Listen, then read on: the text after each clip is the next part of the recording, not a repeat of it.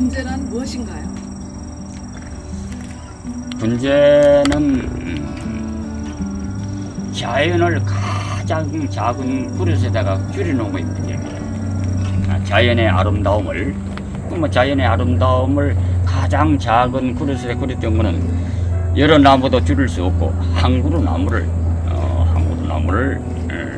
가장 작은 화분에다가 줄여놓은 것이 분재다. 사람이 뜰 수 있는 그릇에 줄여놓은 것이 분재다. 그러니까 그 분재 속에는 작은 나무지만은 자연의 대표성이 있습니다. 자연 전체를 보는 그런 인상을 작은 화분에다가 다 줄여야 됩니다. 그래서 일반적으로 나무는 조그마한 폰에 심어졌지만은 자연은 아름다움이 나무뿐만 아니죠.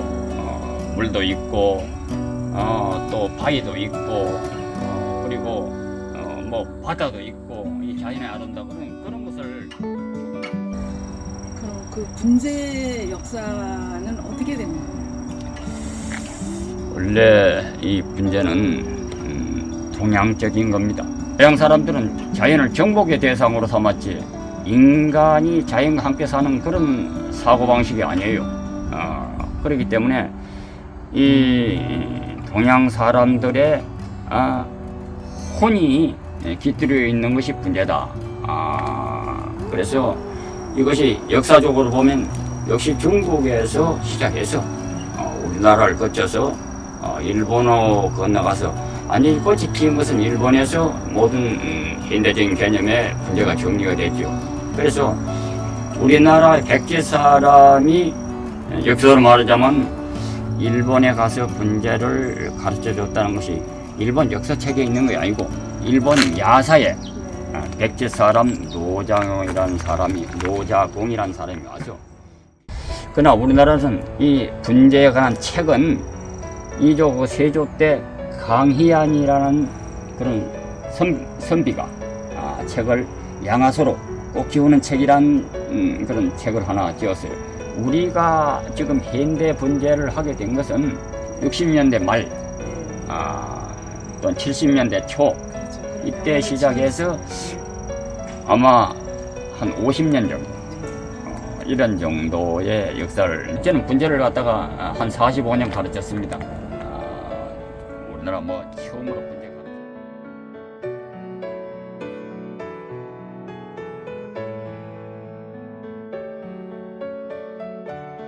일반적으로 분재가 되는 것은 소나무나 향나무나 주목이나 또 뭐 겨울에 매화나 그리고 요즘 잎이 잘면서 꽃이 예쁜 그런 장수배 같은 거 이런 것들. 제일로 기초적인 거지만 거름주기. 이거는 날마다 작게 묽게 날마다 커피 마냥 한 잔씩 마실 게 줘도 좋아요. 그러나 그럴 수 없기 때문에 어떤 일정 양으로 주는데 그럼 양에 굉장히 주의를 해야 됩니다. 그러니까 그럼을 물로 타서 줄 때는 물 색깔이 꼭 포도주 색깔 정도를 넘어서 검은 커피 색깔이 되면 안 돼요.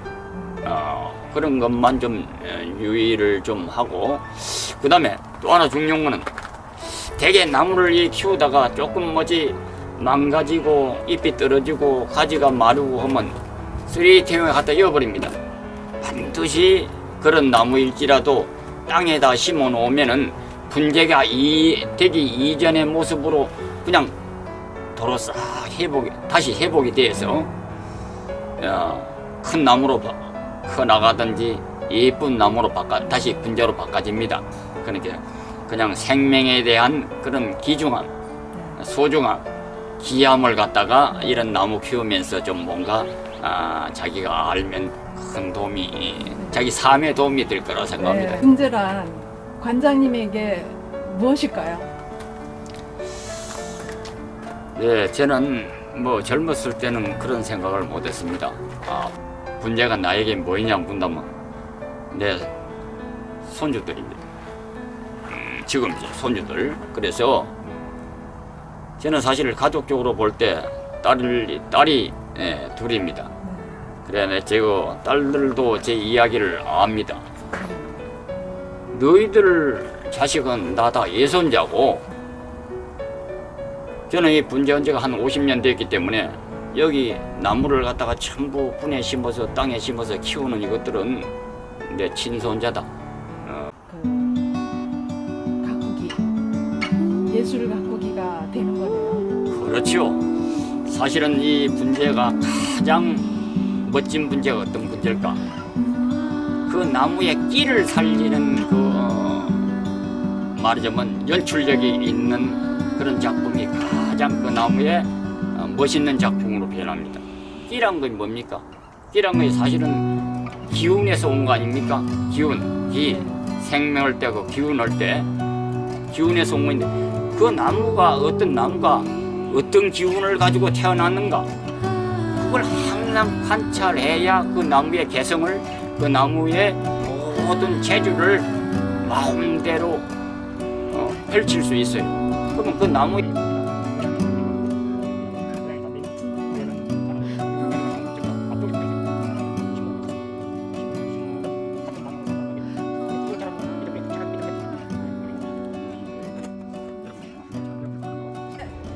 충성.